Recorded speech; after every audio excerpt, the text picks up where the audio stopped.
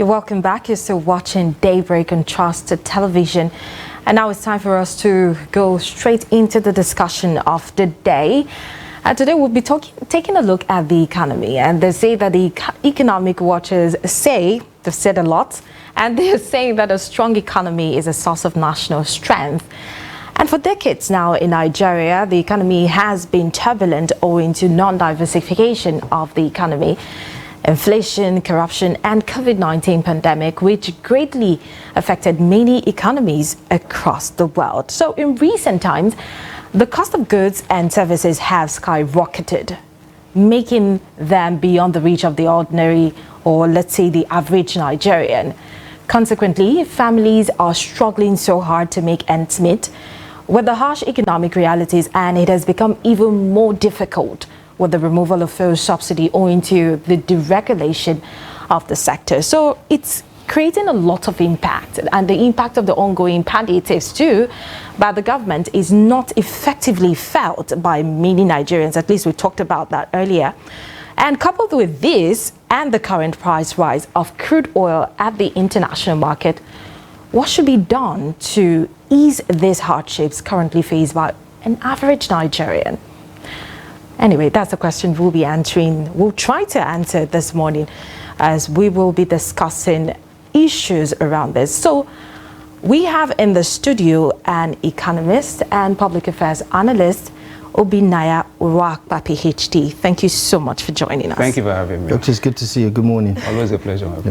So I need not say a lot about what Nigerians or the average Nigerian is going through as relates to the current economic hardship we're facing in this country. And then there's this issue of palliatives being distributed. And a lot of people have said that, no, this is not enough. It didn't get to me. I don't think that the government should be talking about palliative at this point, because that's not what we need. A bag of rice can hardly get by a family of 5 for a month.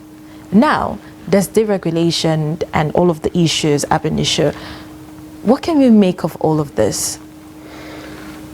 It's a vicious cycle for everyone. We've had cause to sit here during the past government, and now even post that government into this new government. Nigeria is, by October 1, will be hitting 65? Okay. I was 60, whatever. I think 63. 63. Yeah, 63 yeah. Oh, okay, 63. I think it was MK Abiola that said, if you spend 20 years learning how to be mad, how many years will you use to practice it? Doing one thing over and over again, expecting a different result, is the definition of madness. And what's the same thing in your view, Doctor? It's about systems and structures. If you look at the Francophones, you can see how one government tumbles and that one follows. Why? Discontent, despondency. As a student of literature and history, as a public affairs analyst, as an observer of events, I can tell you that over time, I've understood that there was a time we were colonized. And during the colonial times, there were patterns. Many of the roads and some of the structures we have today were built during the colonial times. They left legacies. Did we sustain them? What's the maintenance culture? Even the mindset that ran government then, is that what is sustaining, what we're sustaining now? You talked about corruption and so on. With a background in insurance, there's something called risk management. Human beings will be human beings. If you do not put in place systems to checkmate them, like they say, whatever does not get measured, whatever is not monitored does not get measured. So from ab initio, you set in place parameters to make sure that if you go this way, to every right, there's a corresponding obligation. And when you go this way, there are consequences. If you look at a country like Singapore, they had challenges the same way. If you go and read the book, From Third World to First, by Lee Kuan Yew, you will see that they had their own challenges. So how did they manage it? You can study that. You don't need to make the mistakes of those who have gone ahead of you. And for Nigeria, there are 774 local government areas. I have come here to talk about the one local government, one product initiative. Why are we where we are?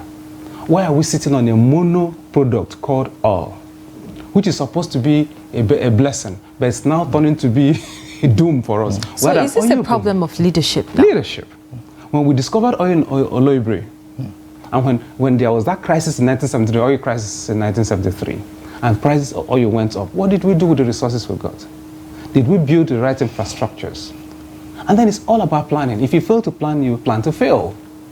If we had sat down and planned our country and said, okay, we have these different regions, then we had different regions. Now we broke into states, 12 states, and then went to 19, and of course, you know the rest of the story. If we had planned to say, okay, like the Oduduwa states did under Awolowo, and we said, okay, we're going to take the cocoa, which is led to the cocoa house. Or like M.I. Okpara did in East Central State. And so, okay, let's have the agric extension services. Let's have the let Umudike now, the University in Umudike. Let's have the agric whatever institutes and so on. Let's look at the resources we have in-house and then add value to them. Nigeria is #1 in cassava, yam, and many of the root crops. But we can't even feed our own people. Right. I mean, we can discuss some of those structural issues for as long as we want. But if we're going to stick to the topic of the economics of fuel subsidy, for instance, this was something that we planned for, at least at the governmental level. The Buhari administration in the 2023 budget budgeted and made provisions for subsidy up until the month of June. So that was a plan. Because we had passed the Petroleum Industry Act last year, and we all understood that deregulation is the way to go, right? Government cannot continue down this path of subsidy because it is not financially sustainable and it also doesn't make sense for business, right? Give me an understanding of what is wrong with the way they're going about it now. They being the government and the powers that be in the sector, for instance, with regards to managing the commonwealth of the people. I think if we must tell ourselves the truth, the Yorubas will tell you that when two siblings walk into a room and come out smiling, they have lied to each other.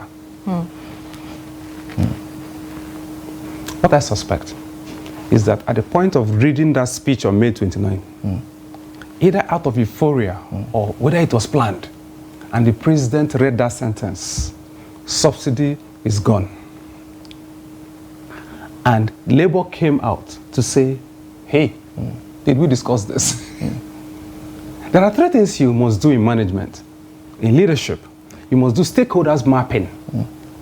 Next one is stakeholders engagement. Just like you can engage a lady and put a ring in her finger and plan towards marriage. A lot of discussions will go in before you finally arrive at the point of final marriage.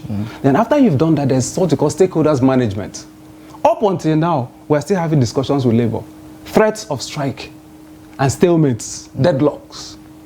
Some of these discussions should have been had before announcement of removal of subsidy. So did you think that Labour could have acted after the statement, subsidy is gone? They shouldn't have even got into this space at all. If bringing Labour into this discussion now, yes, that's like medicine after death, because it was announced on May 29, and like he rightly said, we discussed it on this platform, and we were the ones that championed and said, let the former government just go, and allow this government to handle the issue of removal of subsidy. And then, to be fair to the former government, it was put in the budget that up until June. So what was the rush in announcing on May 29 when you had a whole month to plan? That's the argument Labour is making. And then planning involved, talking about specifics, involved agreeing, so, okay, do we bring in buses? Do we bring in the CNG? Do we reconfigure people's cars to move from fuel? My sister, do you know the implication? You moved from 187 naira, or is it 197 naira per litre, to 540 naira per litre. As much as there's the logic to say, okay, we were losing over 6 trillion on subsidy, which is not sustainable. We all agreed that this was not sustainable. We didn't even know who was doing this subsidy. I travel on the West Coast. I visit different countries. I know that our borders, we have over 1,000 entry points into Nigeria that are unmanned.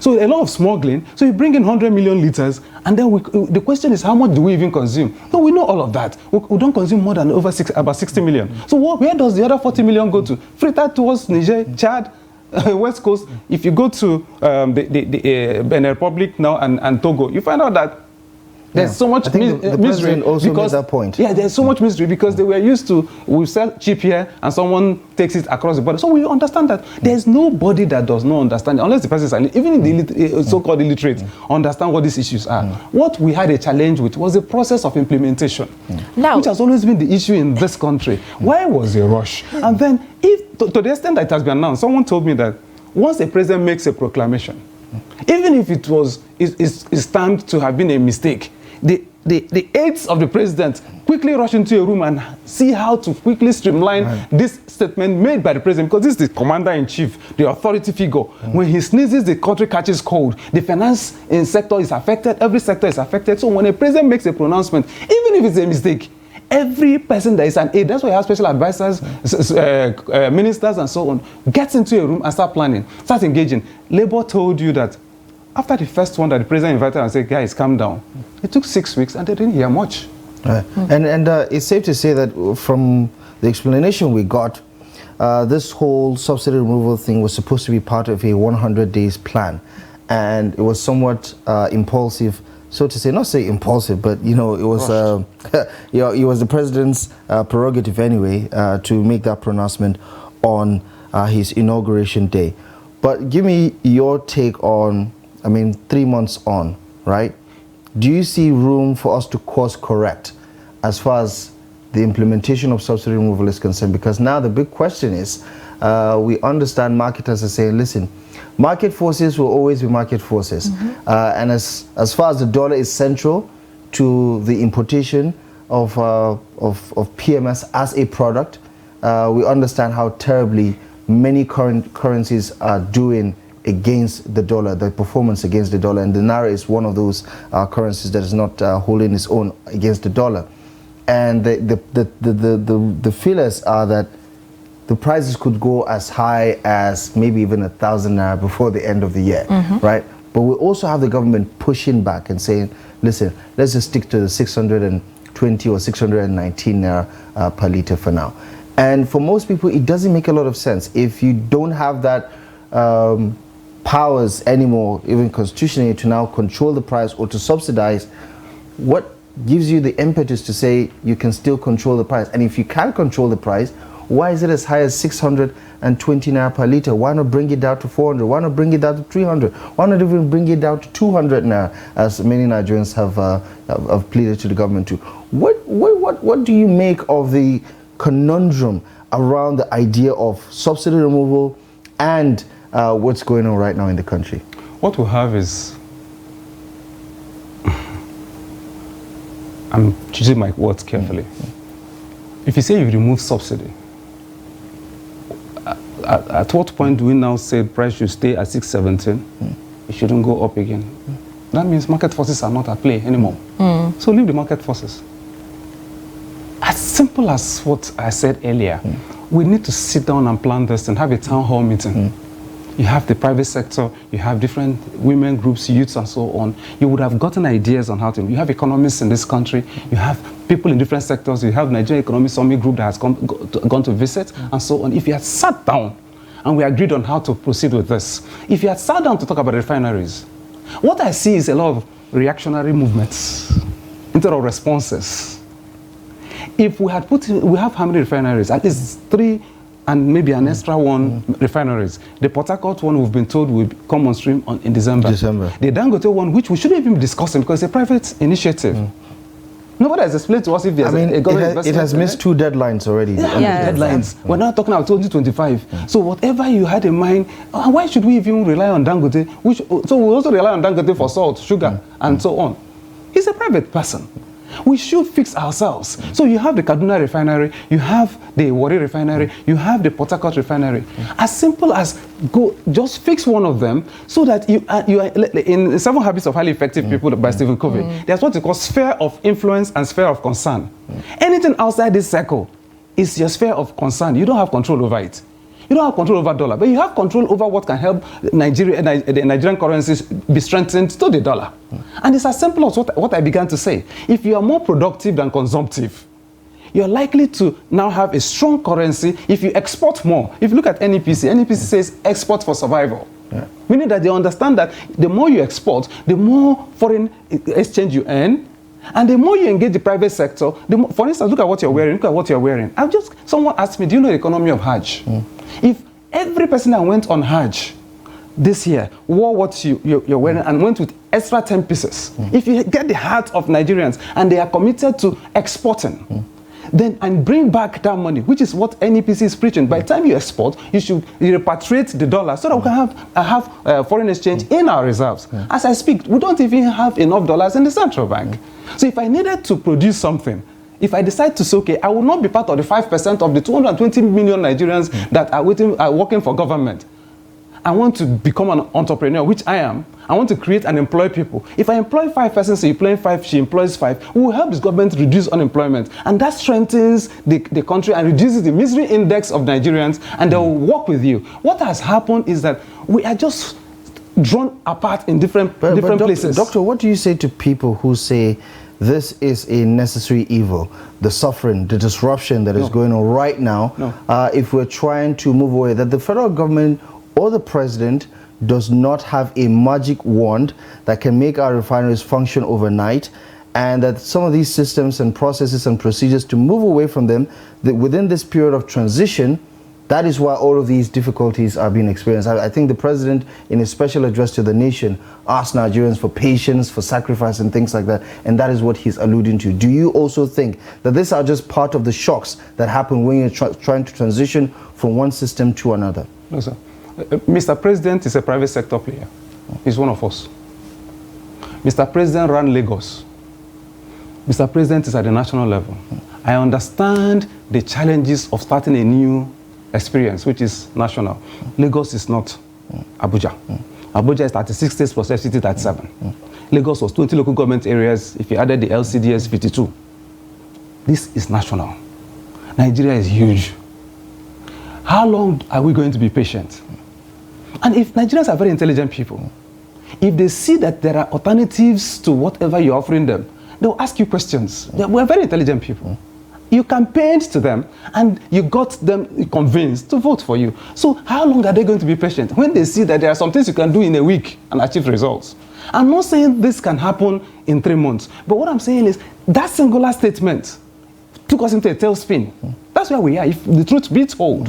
And now that it has happened, how do we rally Nigerians together? That's what the president is asking for. And we're ready to work with him. We're ready to join forces with him. But as I speak, we also need to ask questions. The attitude of the persons who are in government, the number of cars in convoys. My full tank is how much? Chasing 40, 50,000. Then when you have close to 100 cars going to the airport to go and receive the president, I was at Wonderland at airport, and I saw the last time the president came back from India, and someone counted over 100 cars coming back from the airport. Not necessarily the president's convoy, but almost every MDA wanted to go and show their face and greet. Are we still at that level? We have passed the level where we filter things. There are 2 ways you make money. Either you increase your volume of production, which talks about cost, even the oil, or you reduce your cost of production. It's called operations management. We have enough people who can give that wisdom. You're saying we're running the government as if we're living in good times. No, we're not in good times. Just people barely feed. Transportation, for you to come out from Lube, let me give an example of where I know. 200 naira from the FHA Lube to the junction. I was asking a young man who earns 15,000 at the petrol station where I was buying fuel.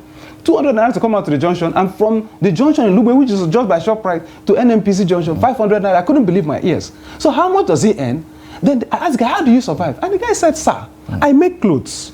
So this petrol station gives me access to people, and then I now make clothes for them. I said, this is the guy that is reasoning. So that brings me to the other point. If you engaged and you talk to the entrepreneurs in this country, they would have been able, what I'm wearing was made in Enugu by a young man who doesn't work for government. And all he did was, he measured me. I went for a training in Enugu. He took my measurements. He had his tape in his pocket. So have we taught our people the wisdom to learn how to create multiple streams of income so that they don't bear down on you? But now, for that young man that is making clothes for me, he needs to transport it from Enugu for me to pick it up in Jabi near your office here.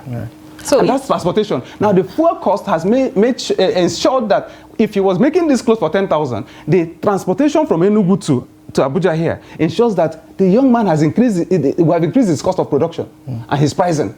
So he now charges me an extra 5,000 for transport. But doctor, just before Omar Dia jumps in, you did talk about the sphere of influence, right? A sphere of concern.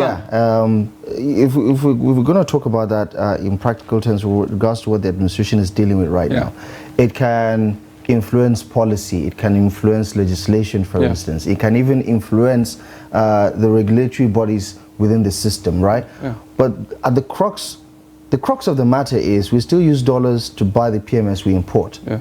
And as far as the exchange rate is concerned, I don't think there's much we can do about it.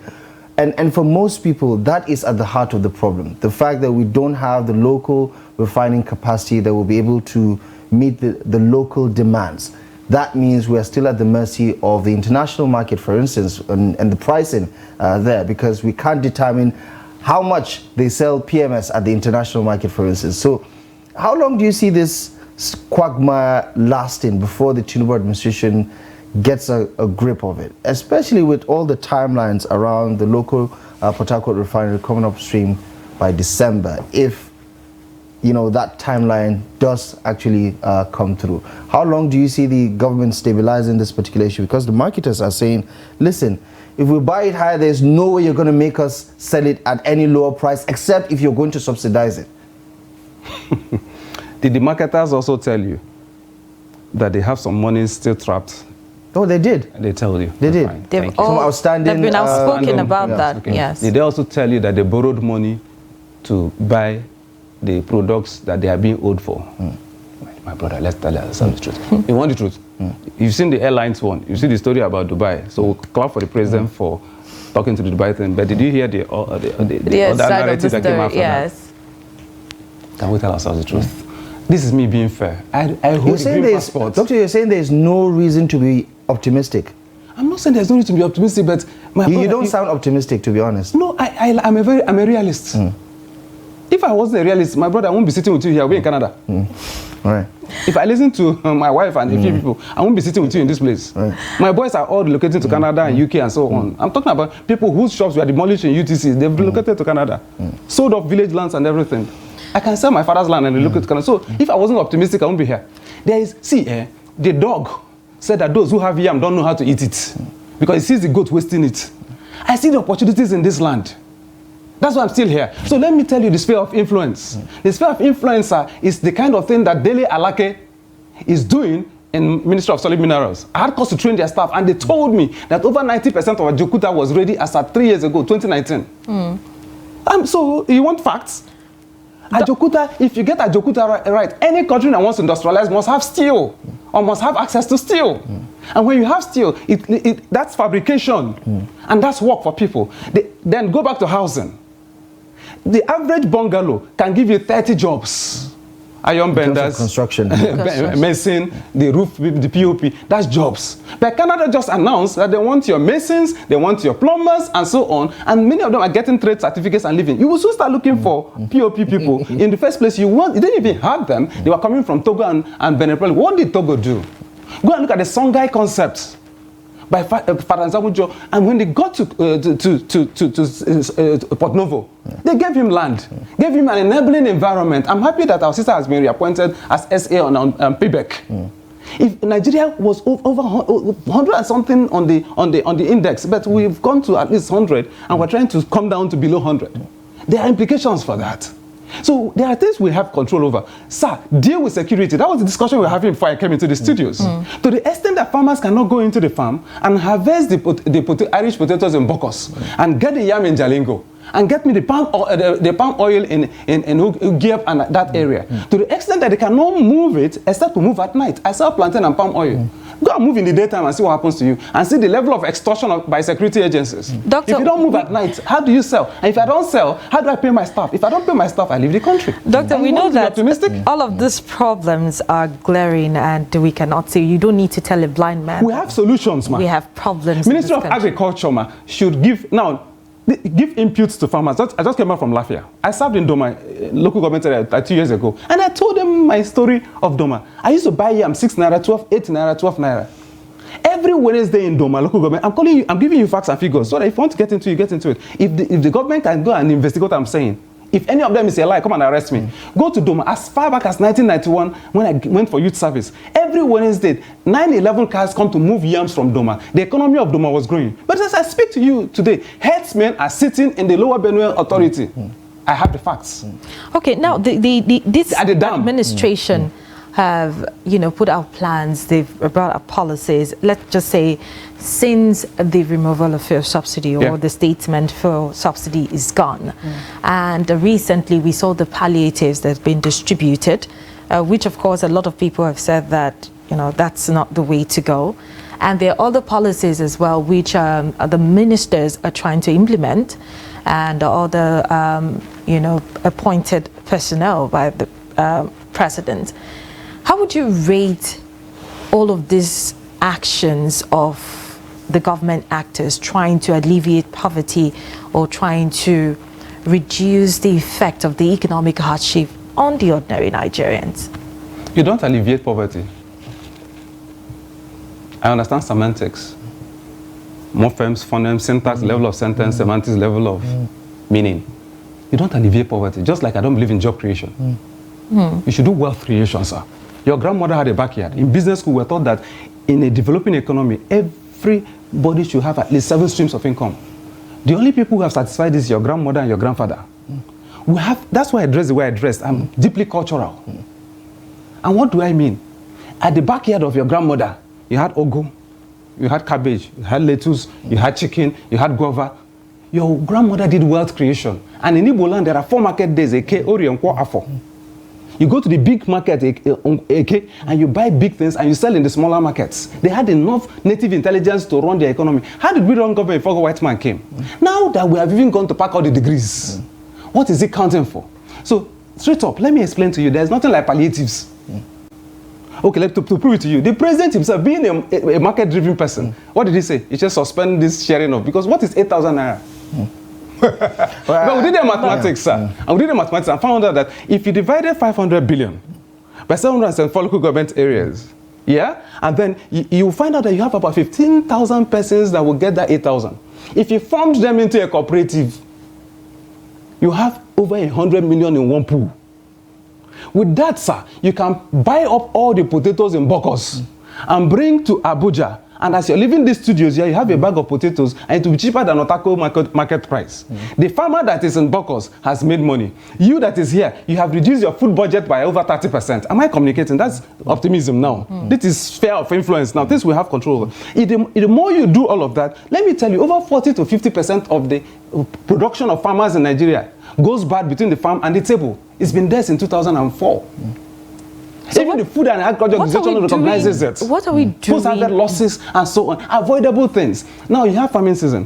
Where are the inputs? The dollar rate is going up. And we're still dependent. You have Proda in Enugu. You have IITA. You have all of the areas around the southwest that can fabricate things for you. Even private persons are fabricating things. The harrowers, the harvesters, and so on. But we're still importing from China, including toothpick. Right. Okay, Doctor, for this particular administration now, right? It's just 3 months, some days old, and we're seeing some of the reforms the president is trying to put in place. Have you seen anything that, obviously you did talk about Dele Alake's Ministry of Steel, with the plan they came up with the roadmap, right? And you know of the president's private sector mindset, so to say. Yes. You've seen the kind of deliverables on the international community in terms of his relationship and how he's leveraging on that with the UAE negotiations and how that, according to his spokesperson, is going to bring about an enhanced business relationship between the two countries.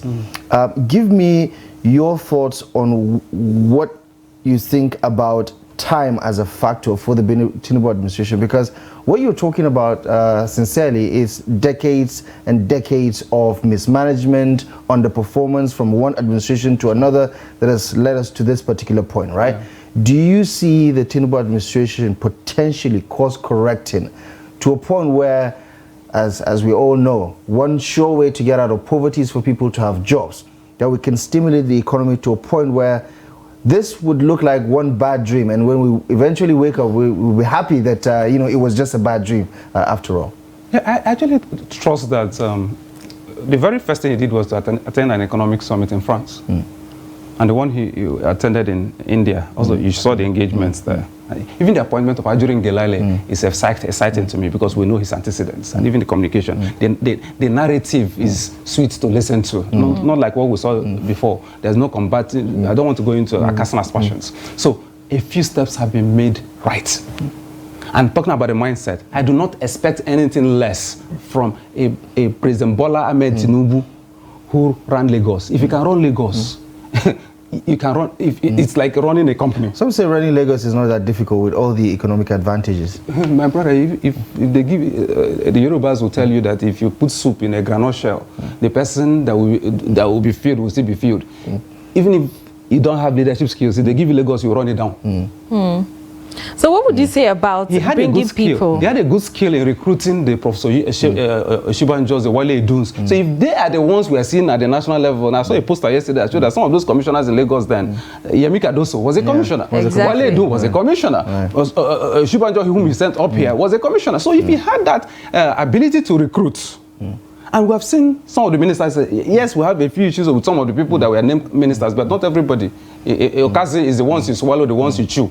We understand that part. So the ones who can help hold the government down, we're expecting a lot from Wale Edu. We need Wale Edu to go and look at that single window on the dollar thing and so on. And even availability of the forest so that people don't get to the bank based on what you promised them and they cannot get it from the bank and they still have to go to the parallel market to go and access. And to the extent they go to the parallel market, dollar will keep going up because what is happening now is that there isn't enough supply and then demand is pushing the price up. Right. Simple economics. So what I expect is what do you make of the demands? Are they reasonable demands? Because the CBN likes us to believe that, especially on the importers and exporters window, they prioritize who gets what.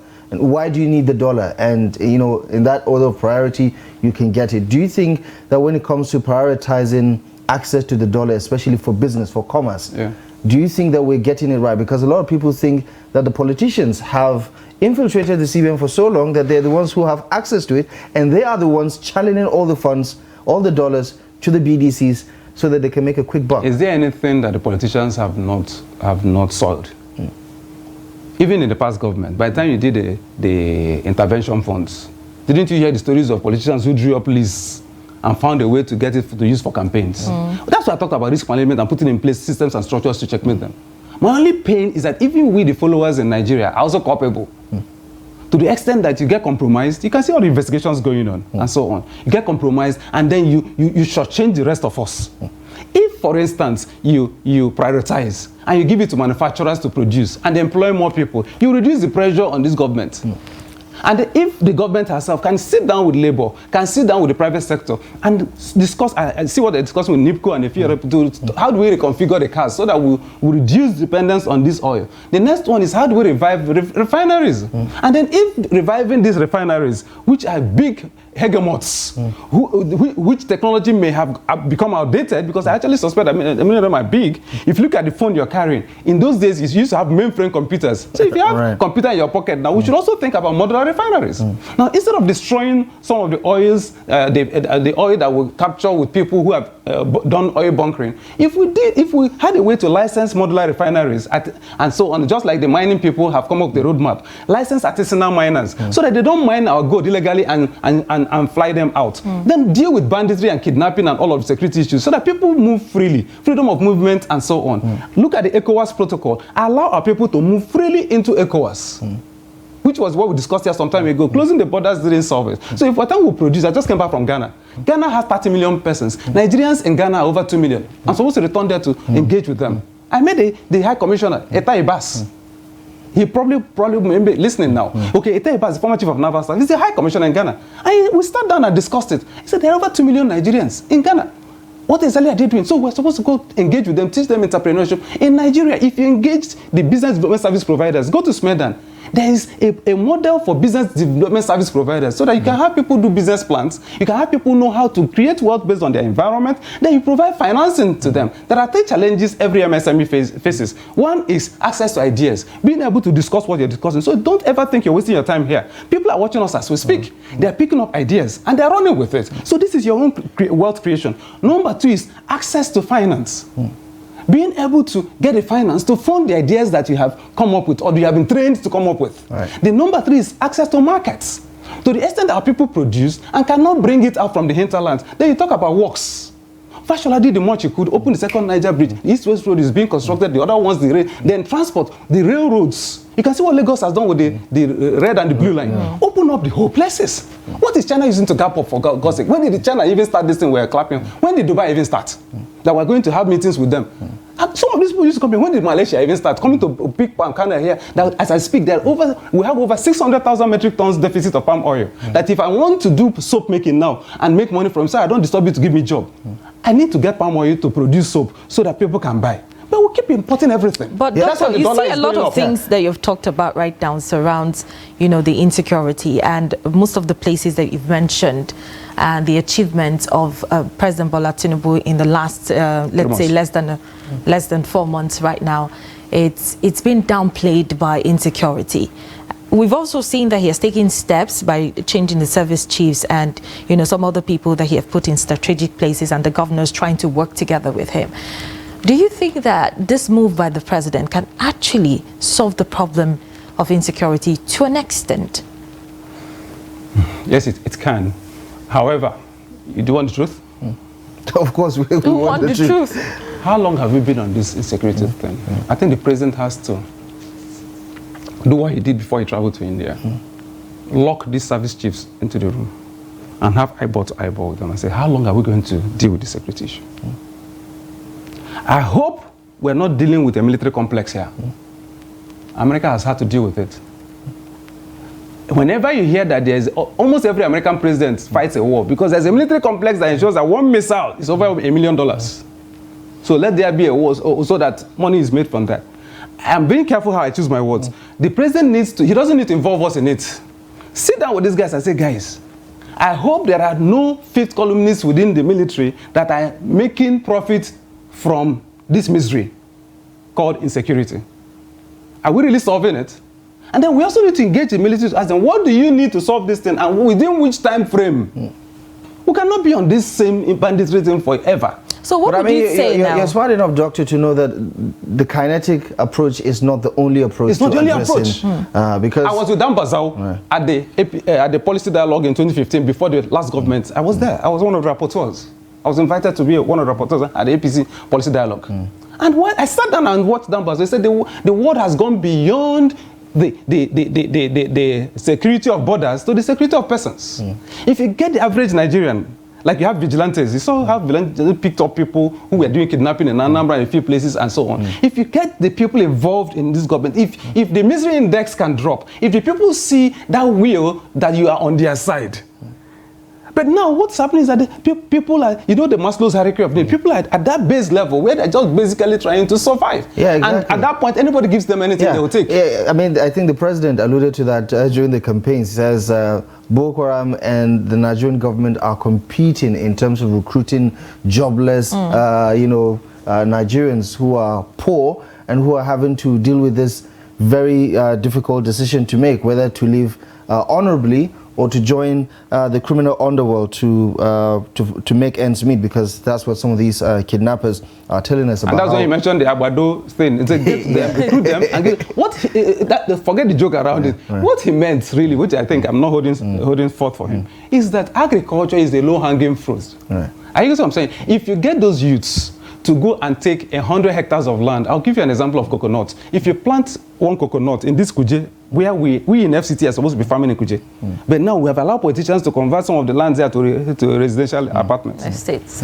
We've not even used up to 25% of the land we're supposed to use in Kuje. Some people are holding the land, and I hope the new FCT minister will go and review Kuje land ownership and who's holding it. Because, sir, that land... I'm sure the people in Kuje will not appreciate you bringing it up. That land is supposed to be for agriculture. If you farm in Kuje, then you can feed Amak. Sir, if you plant one coconut tree, it can give you like 100 pots. I just got that information. If you plant 100 of them on a 1 hectare's land, you know how many people you employ. That is what I actually think the president was talking about. Give them Agbado. Agbado is what means they will feed well and they can farm well. Where is the Minister for Agriculture he has appointed? Can he go and implement the campaign promise of Agbado? Yeah, okay. So I say that to make the point around how, this administration now, obviously, the stakes maybe high economically speaking. Not maybe, it's definitely high economically speaking. Even though politically, because of his low victory margin, you get a sense that, you know, not many people expect a lot from him, because a lot more Nigerians didn't actually want him to be president because they were voting one of the two other candidates that came second and third. But on the flip side, if you take a look at the budget for the year 2023, right, the projection was 1.6 million barrels per day. Definitely we're not meeting that quota. I think the last time I checked, it was around 1.2 million barrels per day. But the benchmark also was at $75 a barrel. Now the Brent crude is selling at 94, 95 barrels per day. And just brings back the conversation of the excess crude account. I remember that conversation with Ngozi Okonjo-Iweala back in 2012, and the governor saying, "Listen, there's no rainy day. Give us now." Yeah. So, what do you make of what the administration needs to do about fiscal responsibility? Because in the news this morning, we were reading about how Sislak is saying, "Listen, the debt ceiling, the Tinubu administration is even going above and beyond, acting as if we don't have this national debt burden to deal with." What does the administration need to do, especially because this looks like a silver lining with the whole crude oil thing? I mean, we're complaining internally about the price of PMS, but we're happy also that the price of crude is going up, because that means Nigeria is making more money. Are you not happy that the price of crude is going up? No, it's double jeopardy. Yeah. As long as you're not producing yours and refining, it's double jeopardy. You know what fella said? Double wahala for dead body. Sir, you export cheap crude and you import refined at that dollar exchange rate. That's what the marketers are telling you. You're not benefiting from that. And that's why NNPC said they are doing under recovery. NNPC at a point is even expecting the government to pay. Haven't you heard it? NNPC said we're owing them. It's not NNPC that's supposed to be paying into the revenue account. They have not remitted for some time now. For some time. So, sir, can we tell ourselves the truth? We are not small boys and small girls. Make it make sense for Nigerians who don't understand what you just said right now, and which has been the reality for quite some time. Make it make sense why we're producing millions and millions of barrels every day, but seemingly the money we're making is not even enough to reflect in the Federation account. Okay, to the Nigerian that he said I should explain it to, no technicalities. It's a simple matter. You have cassava from your backyard. You choose to take the cassava, harvest cassava, and go and sell in the open market. And then you now buy gari. Can I make it that clear? You now buy gari. You know that buying gari in cups is actually going to be more expensive than selling raw cassava. Is it not better that either you hire extra hands, or you take all the children you have and you peel the cassava, process it in the house, fry it, and produce your own gari? If you notice, most people who do that have more gari in the compound than the people who buy in the market. In our culture, if they catch you as a woman going to buy gari in the market, you are looked upon as a very funny person. You don't like your husband. You want your husband to be a poor person. Your fellow women insulted you. So as simple as that example of you plant cassava in the land you already have, your father's land, and you harvest the cassava, peel it, and spend the time. You pay the price of the smell of cassava, apple, and then you produce gari, so that rather than going to buy gari in the market, you actually sell gari. The more gari, you can eat some of the gari and sell some of it, so that you make more money. Your family is more robust. You can take more chieftaincy titles. Forgive me, for those who want to marry more wives, the women can wear more clothes, you can send your children to better schools. I'm just using that common sense decided to break it down. Okay. Sir, what Nigeria is doing is, the cassava, which is our crude oil, we are sending it. Incidentally, we can actually get ethanol from cassava. We're not supposed to just be consuming this cassava. Brazil has over 10% of ethanol from cassava, so let's not even go into residues. But what we're doing is that we're carrying our cassava, this time around, crude oil, in its entirety. And we're giving entirety. And we're giving it to somebody somewhere who is processing it for us. And then we now pay for shipping to bring our own oil back in refined format. And then when it's coming, we now come and we pay for all the issue of demurrage at the ports and all of the tank farms and everything. And the marketers have to come to Suleja and then start moving it here. When you could easily have paid the price and say, okay, this time we're going to focus on revitalizing the refineries. And we'll do Kaduna. Sir, Kaduna is 2.5 hours from here. Once you finish, the same marketers, instead of sitting in Suleja here, would have just used the same tanker and bring it here and flood the filling stations here. The ones that are going to Kaduna, Kano, but we also understand that the data doesn't support full domestic coverage for, even if all 4 refineries are running at full capacity, they won't be able to service our domestic demands. Okay. My name is Obinaya Chinazoku Raba. Quote me anywhere. Let them set up a meeting. Let's engage. It's a lie. What do you mean it's a lie? Okay, what is the population of Nigerians? Do you have the data too of consumption in Nigeria? I mentioned it before that they say we are consuming 100 million. Okay, have you noticed that since this removal of subsidy, the number has come consumption down. has come down. Okay, it's data. Yeah, data does not lie. But also we alluded to, as you pointed out earlier, that some of the product is being smuggled out of the country. So deal with this issue of customs and immigration. You've changed the persons in charge of that place. Give them a marching order to go and block the borders. On the issue of Nigeria, didn't you block the border? See, what to do is not hard. Let's tell ourselves the truth. It's Nigeria we're dealing with here. So I think I trust that the president should be able to. He has appointed more ministers than we expected him to appoint, which is a different topic we shouldn't even go into. Now we have a lot of people. We still had 2 new ministers appointed just recently. So I still see that the president is breaking the ministries. It's okay. This one is blue economy. Terminologies we've never heard before. So I see a certain, how do I put it, willpower to do things a little differently. So I'm hoping that things will be done differently. But I hope his lieutenants will not fail him. If they didn't fail him in Lagos, they shouldn't fail him in Abuja. And then the other thing I would recommend to the president is, whenever the network news is on and you hear him say, please be patient. Okay, some of us are actually beginning to also listen and say, okay, let's be patient. Okay, we are being patient with you, sir. We want to see, my people say, a hunger that has hope does not kill.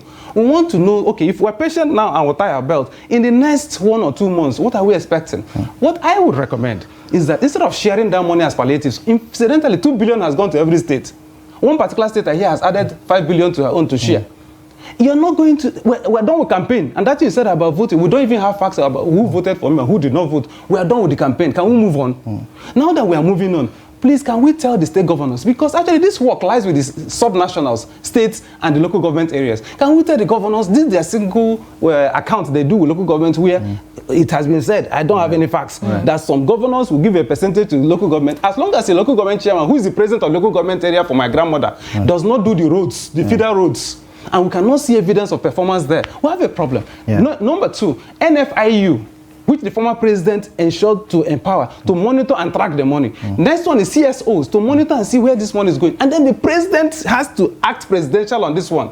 If anybody goes out of line and misuses any of this little money that we still have, hit the person. All right. As you did say earlier, what cannot be measured cannot be accounted for. But then again, these are some of the conversations that will continue to inundate the polity, as the case has been for quite some time. We're going to have to leave it here. I was trying so hard to get Dr. Obonaya to finish on a very positive note. But then again, sometimes it's a bit difficult. Just give me 1 minute. I strongly believe the average Nigerian, let me appeal. The average Nigerian, on a positive note, should face the reality that this subsidy has been removed and we may not go back to it. Labour should insist on engaging government. Government should please, Lalong and the rest of them in the Ministry of Labour, should please sit down on the table and listen to Labour. And Labour should also open her spirit so that we'll find a way out of this woods. And then the president, remember, the buck stops on your table, sir. I would appeal, call your ministers and tell them these are not normal times. And then every local government chairman, please, I beg you, even if you want to eat, at least do some work. Every government, if you want to eat, do some work. And then reduce the number of aides you appoint. Somebody is given an appointment, and the very first thing he does is appoint 33 aides. Let's not go into all of that. Let us reduce cost of governance. And to the extent that we do that, let us actually find out where the leakages are. Plug the leakages and then policies, sir. Go and do modular refineries, engage the heart of people so you can ask for their hands. Doctor, we thank you very much for your input. We'll take that any day. Something in you wanted to probe that if you want to eat. And I'm going to stop myself from asking that question. Dr. Obonaya, thank you so much for your insight and for your very passionate analysis on this particular conversation. We look forward to seeing you next time. Thank you so much for coming on the program. All right, we're going to take a moment's break. When we do come back, coming up ahead in just a moment, we'll take you through the front pages of some select national dailies as we bring you up to speed with the stories making the headlines. Join us again.